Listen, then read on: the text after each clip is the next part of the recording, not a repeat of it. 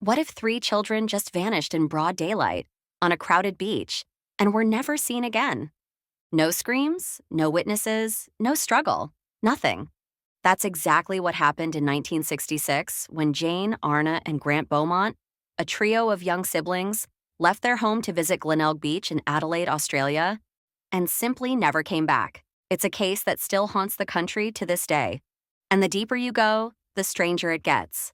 Psychics, false leads, buried remains, and whispers of something far darker. This is the terrifying mystery of the Beaumont Children disappearance. And after nearly 60 years, the truth is still missing.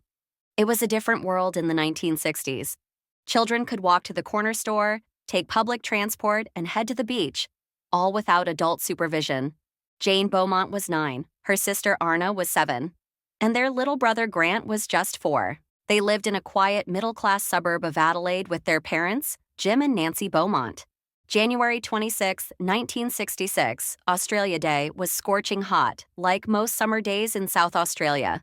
The three kids asked to go to Glenelg Beach on their own. It wasn't the first time. Their mom agreed, gave them a little bit of money, and told them to take the bus home by 2 p.m. They never did. Multiple witnesses say the kids arrived at Glenelg Beach just before 10 a.m.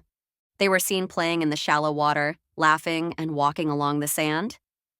Then things got weird.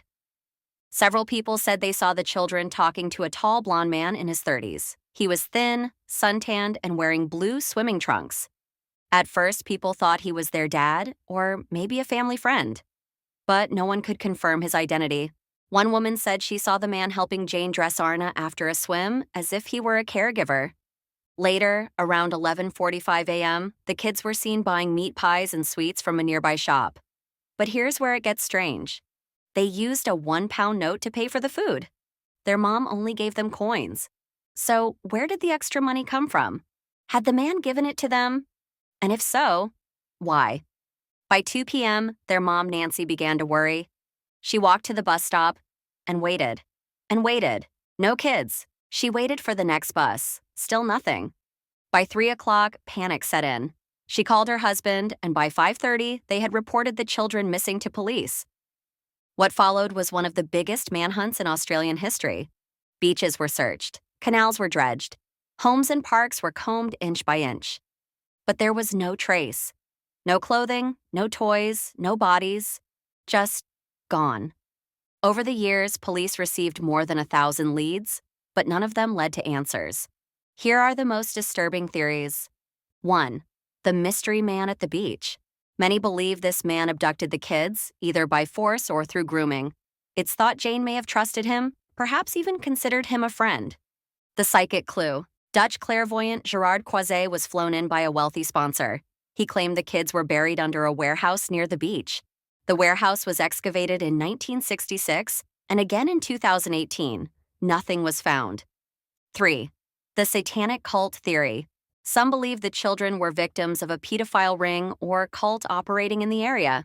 This theory gained traction after stories of similar child disappearances in Adelaide, including the Murdoch family murders and the family court bombings in the 1980s.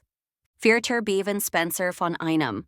A known child killer in the 1980s, von Einem fit the profile and was suspected of having accomplices. Many people believe he may have been involved with earlier abductions, including the Beaumont case, but there was never enough evidence to charge him. Every time a new suspect emerged, hope would rise, and then fade away. In 1968, 2 years after the disappearance, the Beaumont parents received a bizarre letter. It claimed the writer had the children and wanted to return them. It gave specific instructions for a meeting. Jim Beaumont went to the location. No one showed up. A second letter arrived days later, taunting him for bringing someone with him and saying he would never see his children again. Years later, forensic analysis determined the letters were a cruel hoax, written by a teenager. Imagine how devastating that must have been. So what really happened to Jane, Arna, and Grant Beaumont? Were they lured away by a stranger? Were they victims of something bigger, something darker than anyone could have imagined? Or were they simply in the wrong place at the wrong time? We may never know. Jim and Nancy Beaumont lived out the rest of their lives without answers. Nancy passed away in 2019. Jim, who is still alive, remains out of the public eye. There's no grave, No closure, just a hole in the timeline of Australian history. This is one of the coldest, cruelest mysteries in modern times, and proof that sometimes the scariest stories are the ones with no ending. Thanks for watching It's Giving Conspiracy. Don't forget to like, comment, and subscribe, and tell me in the comments what you think happened to the Beaumont children. Stay curious and stay safe.